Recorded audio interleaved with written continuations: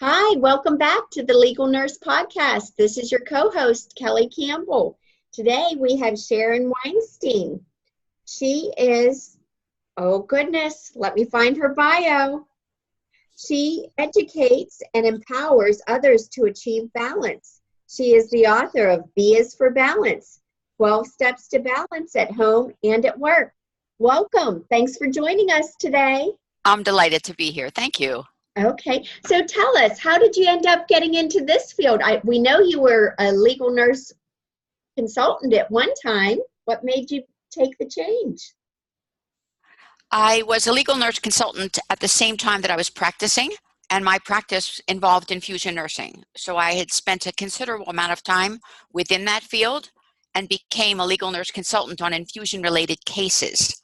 And they involved everything from neonatal to people in the last transitions of life. Oh, okay. That's a fascinating field in itself, huh?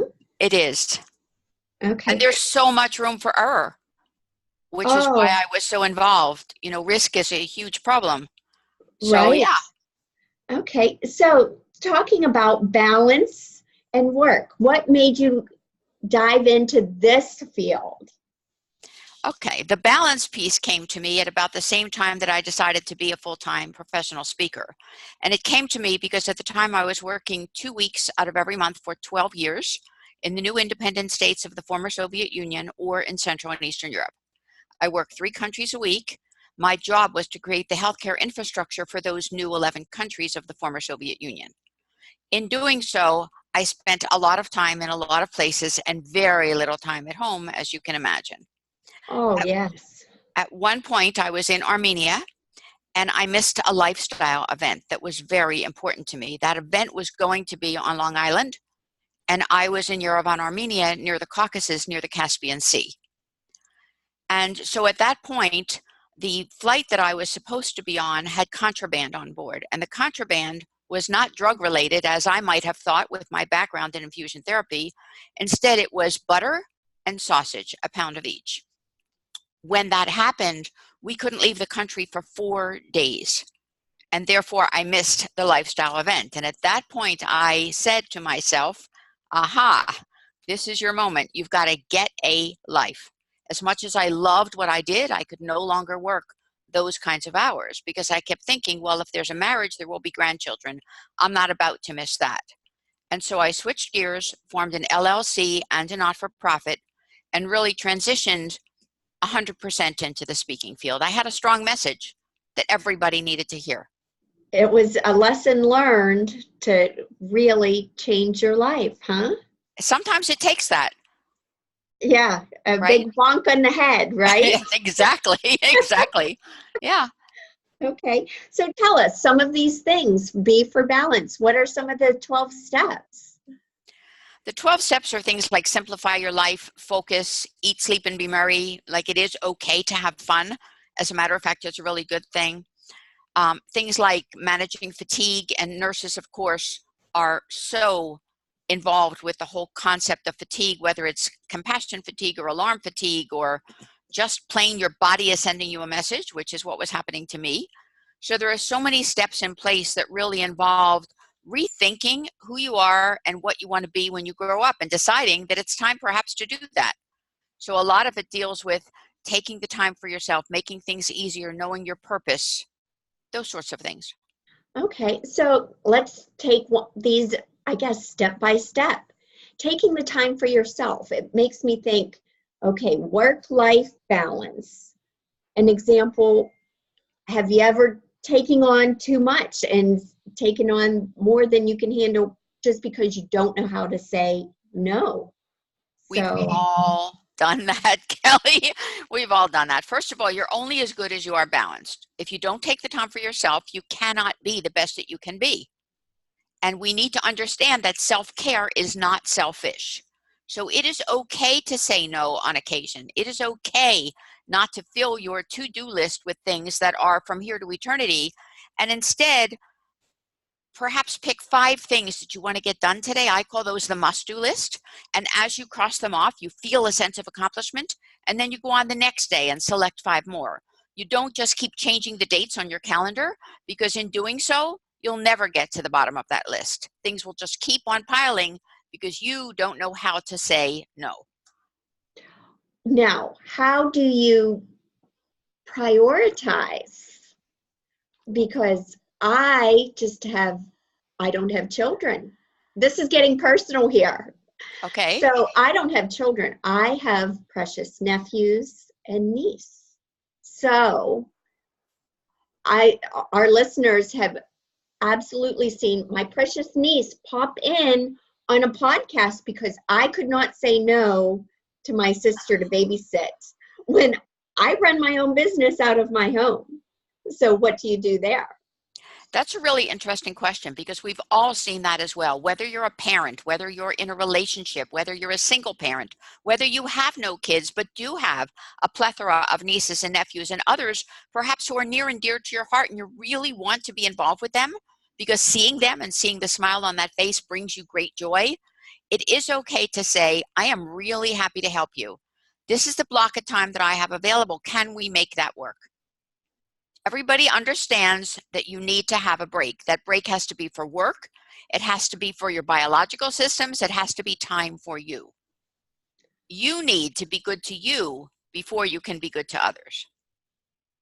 True. It was just, my sister needed me at the very last minute, and I guess I didn't know what to do. I understand. I understand. And it's not like you can put the child in front of a device and hamper their upbringing in some way or contribute to poor habits. It's not like that at all. No, she was 4, Yeah, a 4-year-old needs attention. So no, I totally get it. I think it's a real challenge. In that case, I would reschedule something that's work related in order to meet the needs of a family member. Yes. So like you said, putting something into a device or a child device, what is presenteeism? Presenteeism. Presenteeism is being present in the moment. It's a really important aspect. Nurses, especially those who work in hospitals, totally get it. They get it because say that you're a nurse on an ICU and you have 2 patients assigned, and the school calls and says your child fell and broke his or her leg. Where is your mindset at that time? Is it how fast can I turf these 2 patients onto somebody else or off to somebody else while I get to the school, which is where my head is right now, and it's where my heart is, and I know I belong? That's presenteeism. It's really being in the moment. And it's when you're not present in the moment, Kelly, that's when accidents happen. That's when risks occur. That's when bad things occur that create work for the legal nurse consultant community. There's no question in my mind. Being present means that when your kids are talking to you or your family member is chatting with you, you're 100% engaged so that they don't hear you typing in the background, so that they don't hear you shuffling papers and doing other things, so that they know that you are with them for that moment. And to carve out 5 minutes of time like that is more valuable than being half-time or part-time with those you need to manage. That is so true. So it does come down to carving out and separating your personal life and your professional life. So do you have some tips, or do you have some suggestions for that? We often talk about our personal and professional lives as if they can be separated. You just asked the question, do I have tips for how to do that? The truth is that you have one life to live. Only one. The balance between work and life is a reflection of the balance within you. So work-life balance is like a barometer for well-being, for personal, professional, for family, for community. And it's really all about you. Being the be all things to all people leader, it doesn't cut it anymore. Nobody can be all things to everyone. So it's really about the separation between mind, body, spirit, and how those 12 steps lead people into balance. How do we separate them? For years, I didn't think so. I, like many of my colleagues, including the nurse consultants, thought that there were more than 24 hours in a day. I didn't believe in 365 days a year. For me, I could push into 24 hours what it would take other people, perhaps 48 hours to do. So my idea is, like me, step back, look at the big picture, look at what's right in front of you and what you must do, And keep that perspective in mind as you help others to feel good about themselves while you feel good about being you. I think that that's the critical skill that's allowed me to touch many lives and still feel whole and still feel as if I have time for those near and dear to me. I'll be honest, the reason that I'm in the DC area now after 30 years in Chicago is because I needed to be closer to family. I needed that connection. I was tired of saying no to the people most important to me. And as I got into balance and stopped working 100 hours a week and limited my hours to 35 or 40, I realized I could have a life just like real people. It's Right. about getting that life. Right. Yeah. So you asked me what you do. You create a personal environment that sustains you, that makes you feel whole. When you work at home as you do and as I do, make it a comfortable environment. Don't have your stuff scattered all over the house. Have one space in which you work and keep your things there. Bounce back and don't let minor setbacks hold you back, and stay in the present and move forward. And I think the most important thing for you and for me and for all of our peers is to know when to ask for help and to just go for it, ask for it. That's so true. That's so true. You just made in one sentence, I think, 4 such important statements. Have a home office or a dedicated space. Not having papers in your kitchen, in your TV room, in your bedroom. I do have a home office that is the only spot, and that has made a world of difference for me. Oh my gosh, now I'm sidetracked. What was your next? What was your next point? So I said, really, I was talking about the fact that your daily life unfolds in this space that you've created through your actions, your reactions, and your non-actions. So having that dedicated space allows you to have a focus. Then bounce back as needed. If you have a minor setback, perhaps you have an accident when you go out, heaven forbid, or something else happens. Don't let it hold you back. Look at it as perhaps a stopping point along the trail, but a journey that is ongoing and continual and that will end with happiness. And then stay in the present and just move forward. Don't worry about what happened yesterday. You can't relive it. You can't fix it. So just let it go and move on. One of the most important lessons my son taught me was, Mom, let it go. If you don't let it go, it will torment you from now till eternity, and it's not worth it. What do you get from it? Nothing. So true. You gotta live and learn, right? Exactly. And then the last thing I said was know when you need help. So if you need help yourself in terms of perhaps a virtual assistant to help you, I use a couple of interns for my not-for-profit, in return for which I provide grades. That works really well for me. They're doing my research, they're doing my data analysis, they're doing all of those things, and I'm providing value to them at the same time. When I need someone to create something, I'll go to a Fiverr or to a Thumbtack or to Upwork or to any of the apps that are now available to simplify our lives, and I'll outsource the kinds of things that I need that I don't want to spend time on.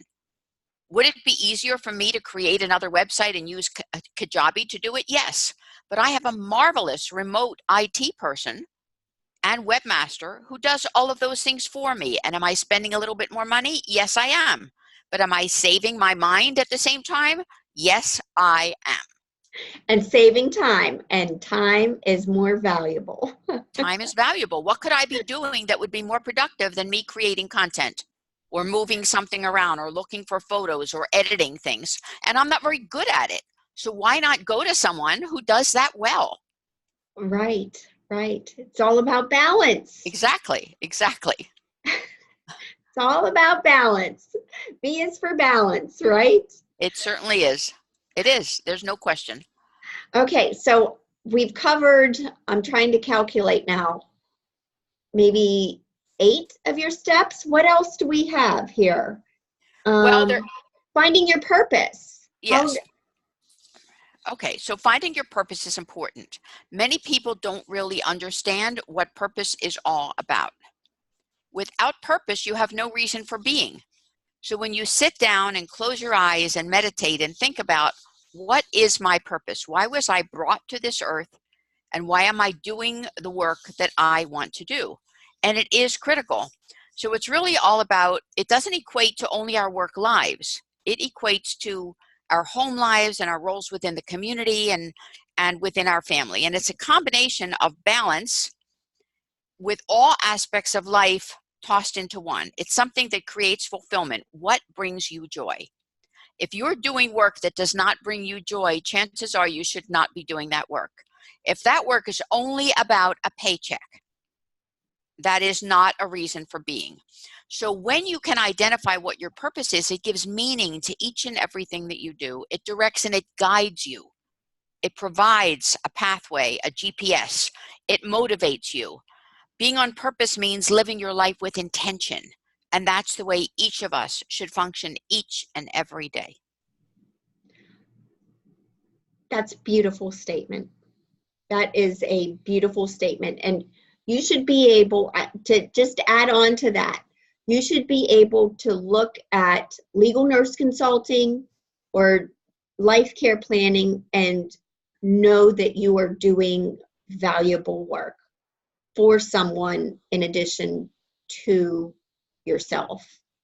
That's very true. There's an author named Grace Hanson who says, and I quote, "Don't be afraid your life will end. Be afraid that it will never begin." Oh, I like that. I like it too. Don't be afraid that it will end, because many people spend so much time looking for work or finding things to do, they don't realize they have something right in front of them. Yes. They have something right in front of them. To grasp that, to identify it, to know it, to love it, to treasure it is such a treat.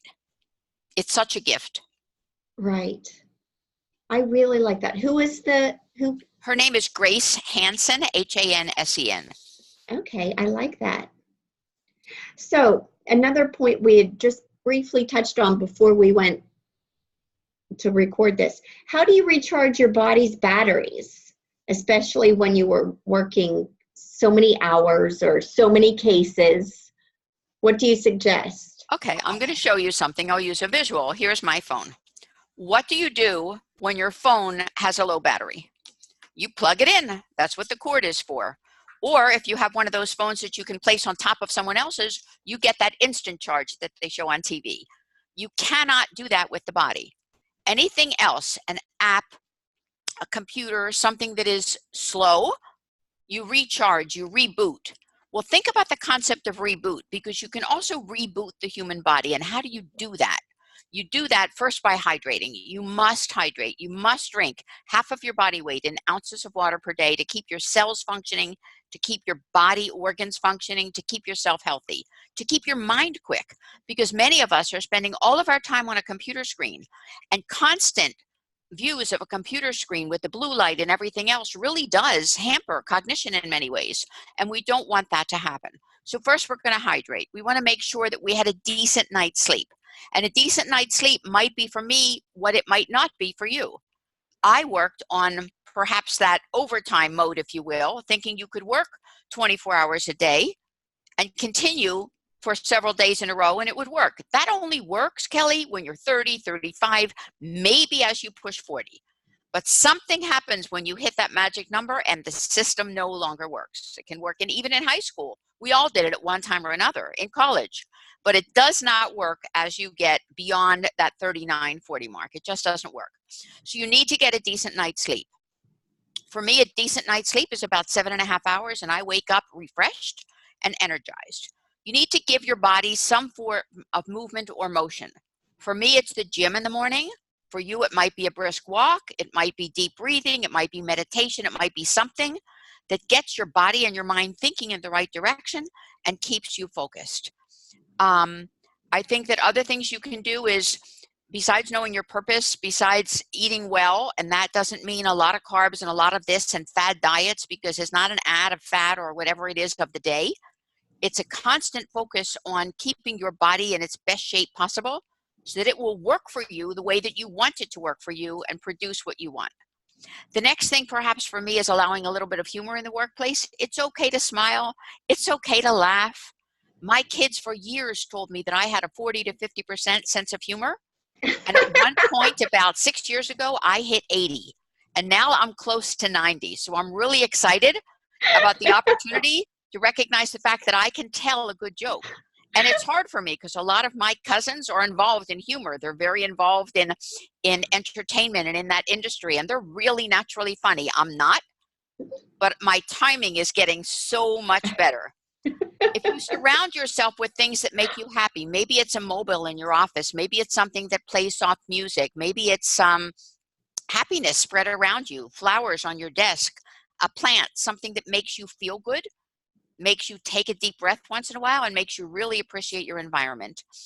I think that something else is the whole concept of knowing how to negotiate. Negotiation is something that you and I do each and every day. We've done it for years. Maybe it's buying a car, maybe it's signing a lease, maybe it's buying a home, maybe it's choosing the right childcare provider, maybe it's choosing the right spouse or the right life partner.